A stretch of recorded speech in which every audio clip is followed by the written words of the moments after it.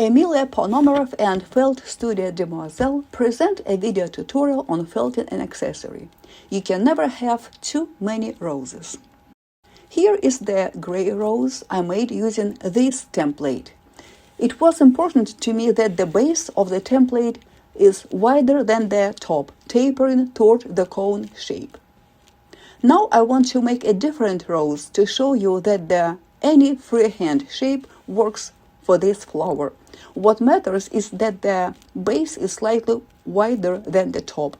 I don't like using markers because washing off the ink isn't very eco-friendly, so I draw with thread instead. It's quick, I'm used to it. For symmetry, I folded the template in half, but for a flower, symmetry isn't all necessarily. I lay out the yarn. When it looks right to me, I continue, following the shape of the thread with the scissors. Template density isn't critical here. The template measurements are 64 centimeters in length and 44 centimeters in width. Again, I draw lines with thread to map out how the colors will be distributed. I have some leftover green that will go at the base. I don't have enough of the main color green here, so I decided the bottom of the flower will not be visible, and I place whatever I have the most out of here. This one, I only have enough a little bit of here, so maybe it will be enough. Leftover of red, some lighter red as well. I'm used to working with whatever wool I have in hand. I need certain colors. The red and green wool are already old, not as fresh as next color. The yellow is much fresher. You can move the yarn guides and you replace to another place.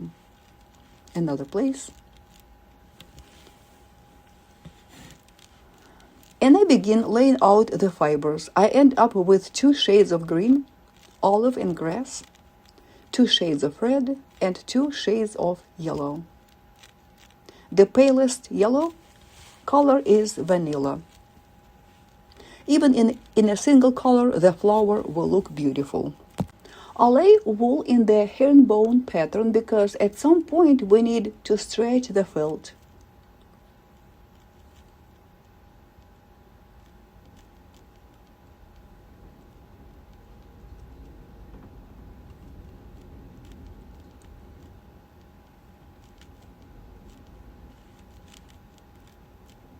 The felt shouldn't be thin like a scarf. After all, we are making structural felt. It needs to hold its shape well without deforming it. But it also shouldn't be too dense. Very dense felt can look coarser to the eye. I almost forgot. It's time to move to the main green. The green may vary slightly in shades, but it's still fine, it's still green. The wispy ends of each shingle overlap the previous row, so everything comes out even.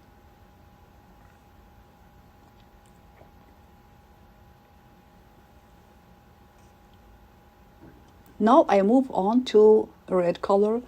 I could add thin wisp to cover the green, but I want a clean, defined transition. Green passing through red can give a slightly muddy tone, so I place the thicker end of the shingle against the thick end of the previous row.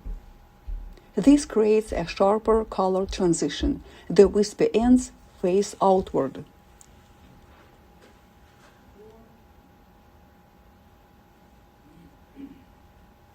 Notice that my fiber lengths are very short. Old pre-felted wool is hard to pull apart, and the fibers are short. But that doesn't mean the project won't work. It will just take a little longer time to do layout. I continue with the second shade of red, following the same approach. Red is needed only as a hint along the petal edges. My main color is, of course, yellow. When choosing colors for your flower, pick up a real rose or look at the photos. Notice what shades are there. Yellow combined with red gives orange. It's beautiful. The more shades, the more interesting the flower will look like.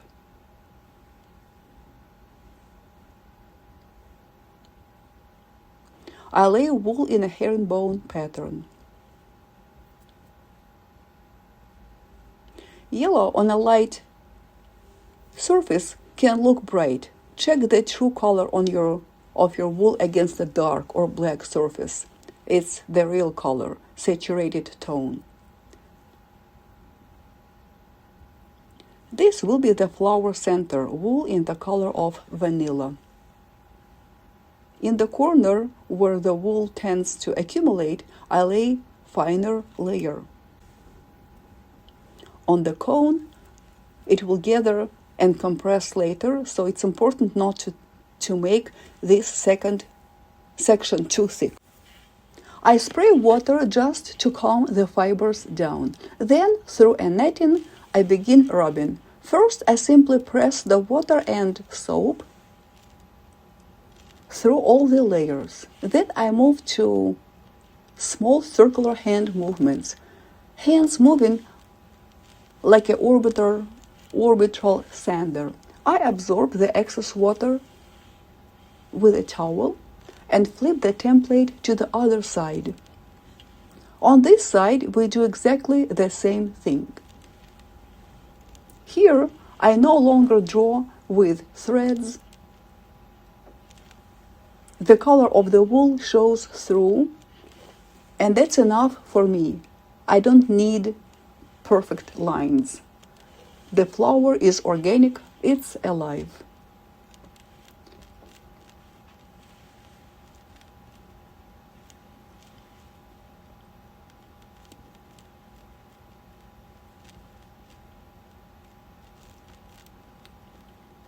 You can simply wrap the wool in one motion.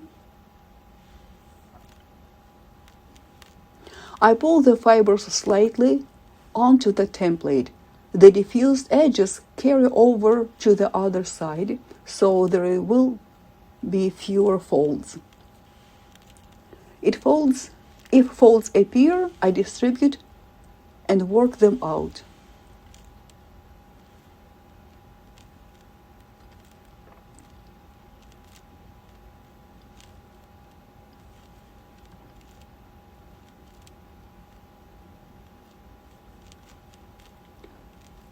On the edges, you may notice bare spots where there isn't enough wool. I add a little wool fibers here to fill in.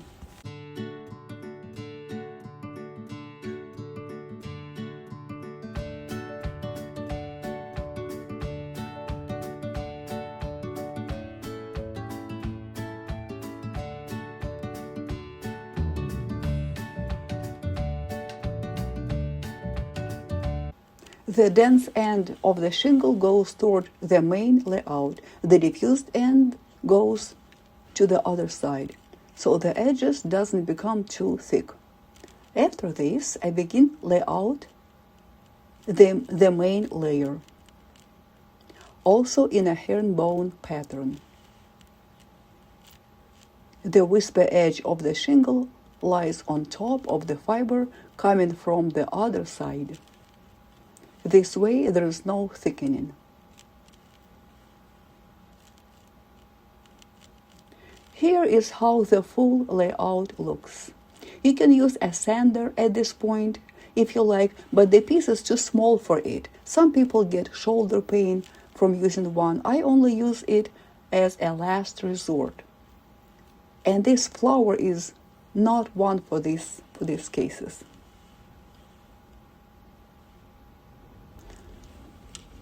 People often ask how much soap to use. That comes with experience. When you wash your hands, you don't think about how much soap you need. It's the same here.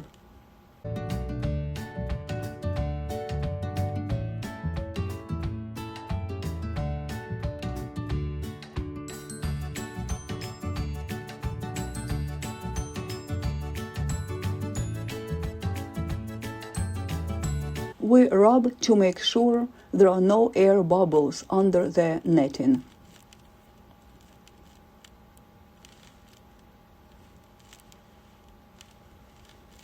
Then flip to the other side.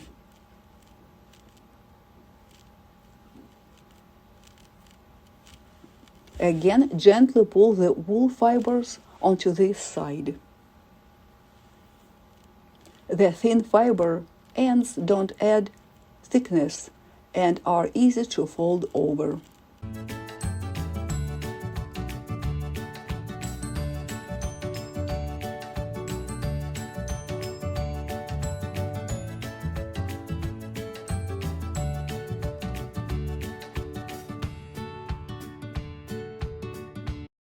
If you like, you can add decorative fibers, but fibers often make the felt more mobile and thicken it. I don't want mobility, I need stability. I roll 50 times in each of 4 directions on one side, then 50 times in each direction on the other side. If there is too much water, it will come out through the open edges of the plastic wrap.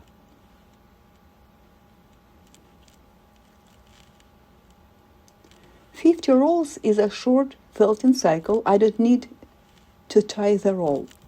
That amount of time is not enough for the stabilization, but enough for creases to form at the template folding edges. I can already see the template has shrunk, and I'm ready to cut.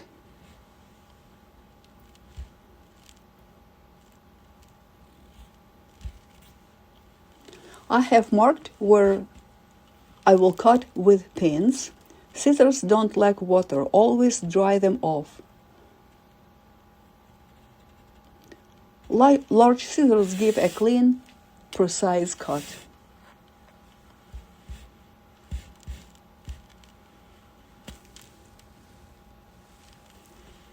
Before removing the template, make sure the seam hasn't felted together on the folding edges.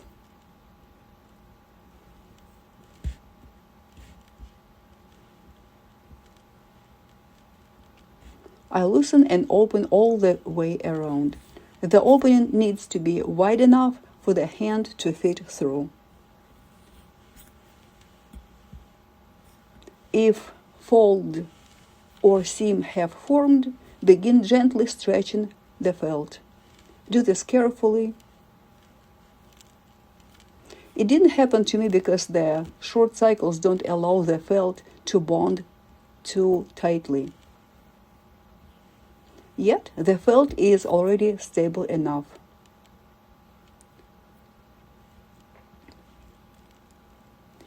Before pulling out the template, I reinforce the edges of the opening by rubbing it, otherwise it may stretch. So I fold the template and gently shake it out of the felt. We don't pull, we simply ease it out. The felt clings to the template and turns inside out.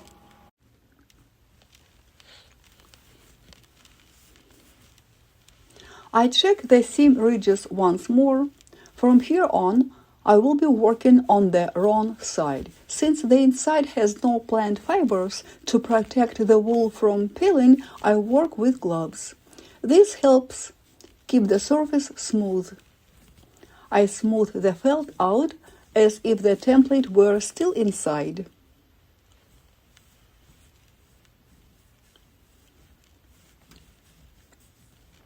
I haven't done anything yet, but the edges are already starting to curl.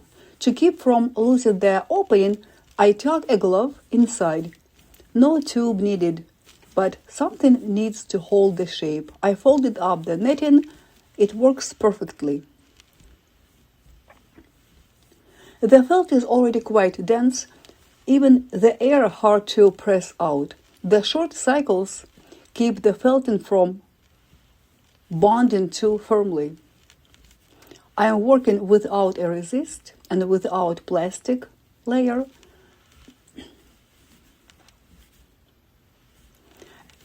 I add another 30-40 rolls on each side. The exact number isn't critical. The main thing is no more than 50. After each cycle, I check the ridges. From here on, I will be felting in a roll. It calls flat felting. When the felt is on my hand, it's also the fooling method, but do it very gently. I barely move it and lift it slightly. It almost doesn't leave a table.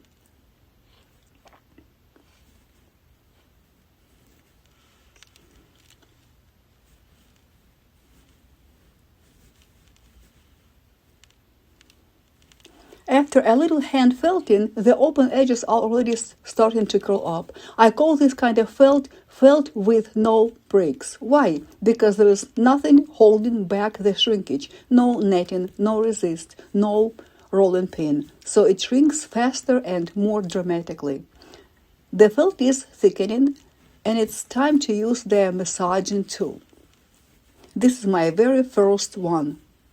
It's been with me over 12 years. A piece of board wrapped with a bath mat and tied with a cord. And it still works. A reminder, I'm still working on the wrong side. Why did I choose flat felting?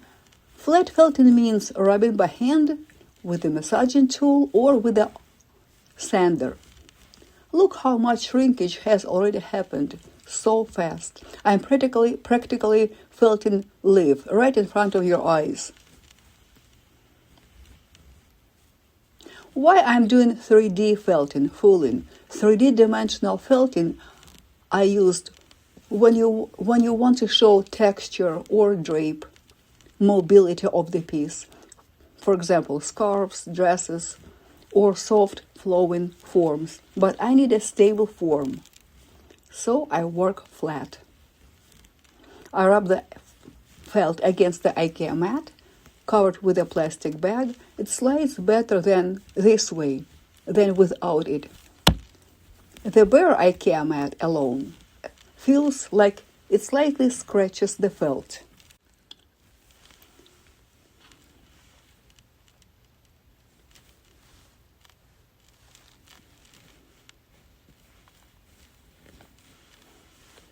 At this point, I am no longer using the netting as a support inside. There is still a lot of soapy water in the felt. It comes out gradually. I keep massaging. There are massaging movements, pulling and rolling at the same time.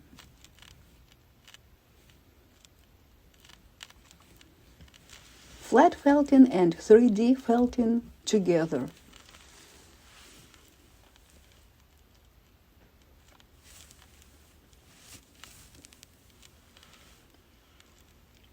I no longer check the ridges. They won't bond at this stage, but that doesn't mean I stop working on them. When the felt has gotten smaller, you can roll it right in your palms. A reminder, I'm still working from the inside.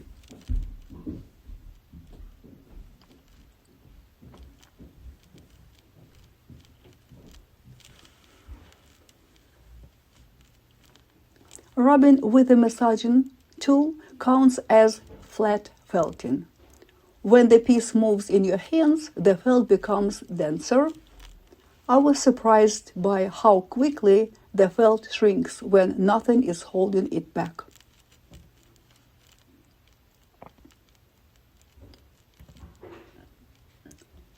For the structural felt, the smooth surface is very important to me. Rolling method gives exactly that, a smooth surface, nice looking surface. This technique is something called jersey layout or knit style layout. You can stretch it.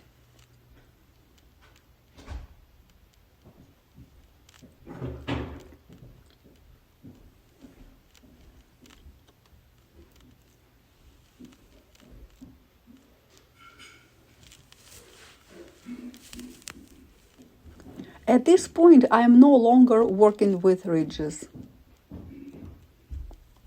I'm smoothing out the entire surface. The felt has shrunk to almost half, both in length and width.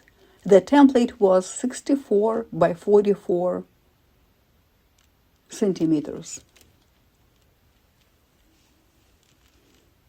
I rinsed it and squeezed it lightly. The felt is wet, easier to shape. I sprinkled it with water. The water stays on the flat. I need to make it more flat to make it shaping easier.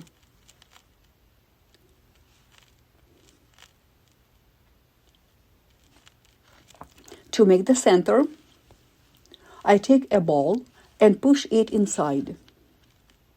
You can use a bead or a button. Tie the ball off tightly.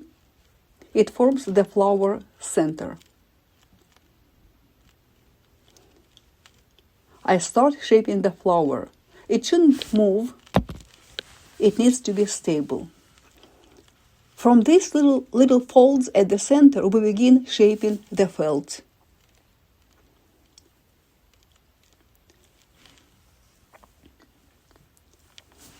I pin the flower to the foam pad with pins.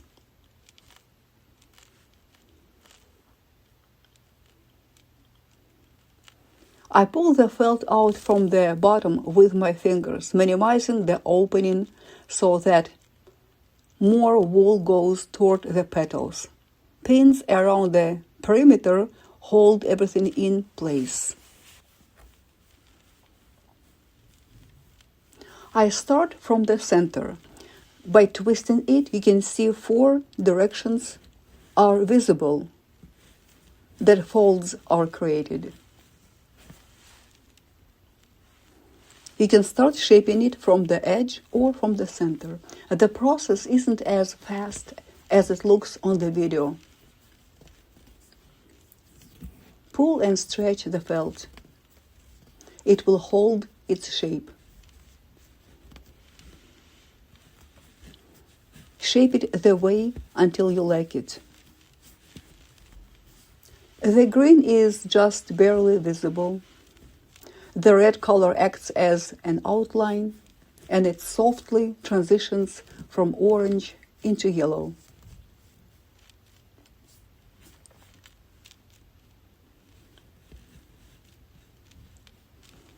While the piece is wet, the color isn't final.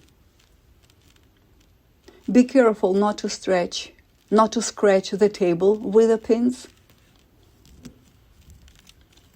Each petal overlaps the previous one slightly.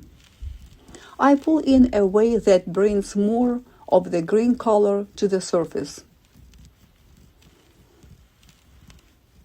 The wool, as it folds up and over, presses the flower toward the center. It's important not to make everything symmetrical.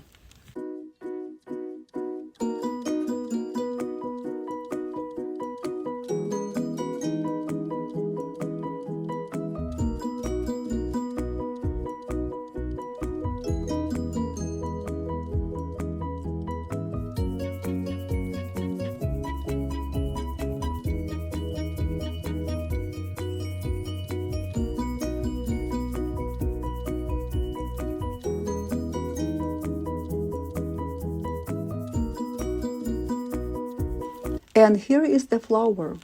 You will never make exactly the same flower twice.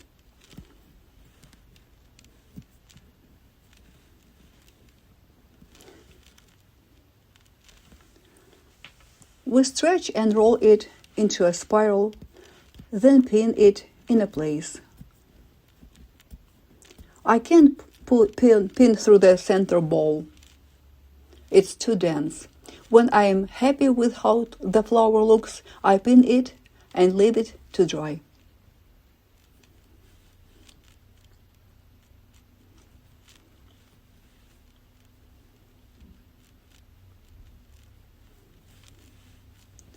And here is the flower. It is dry. Give it a time to dry. We have dense felt. Remove the pins.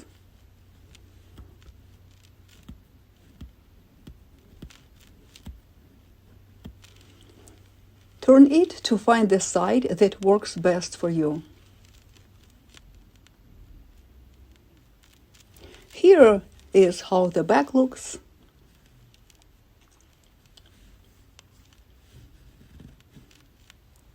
You can sew on a pin back to the flower.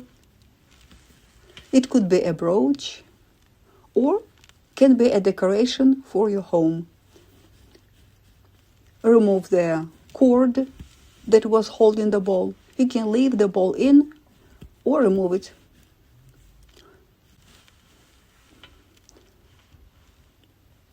And here is our finished flower. Thank you so much for being with us. All the best. Share your projects. It was me, Emilia Ponomarev, with you, and Felt Studio Demoiselle.